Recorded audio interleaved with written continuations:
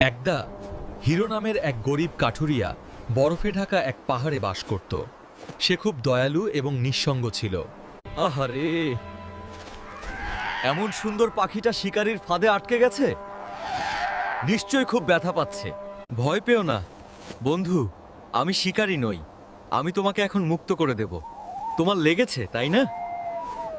যা, তোকে উঠতে দিলাম। এই নীল আকাশই তোর আসল ঠিকানা। সাবধানে থাকিস। এত রাতে আবার কে এলো? এই দুর্যোগে তো বাইরে কারো থাকার কথা নয়। আমি পথ হারিয়ে ফেলেছি। বাইরে খুব ঠান্ডা।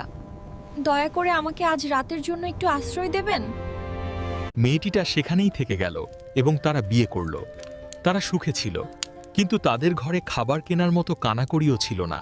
আমি আমাদের খাবারের অভাব পূরণ করতে একটি বিশেষ কাপড় বুনবো, কিন্তু আমাকে কথা দাও, ভুল করেও এই দরজা খুলবে না।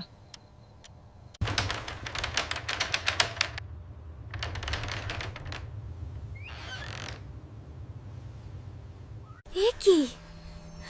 তুমি তো হাড় ঝিরঝিরে হয়ে গেছো, কিন্তু এই কাপড়, এ তো জাদুর কাপড়। কেন ইউকি প্রতিদিন অসুস্থ হচ্ছে? সে ভিতরে কি করছে? আমার একবার দেখা উচিত। এ আমি কি দেখছি? ইউকি আসলে সেই সারস পাখিটা নিজের পালক দিয়ে কাপড় বুনছে। তুমি কথা রাখোনি হিরো। আমার আসল রূপ দেখে ফেলেছো, তাই আমি আর মানুষ হয়ে থাকতে পারবো না। বিদায়।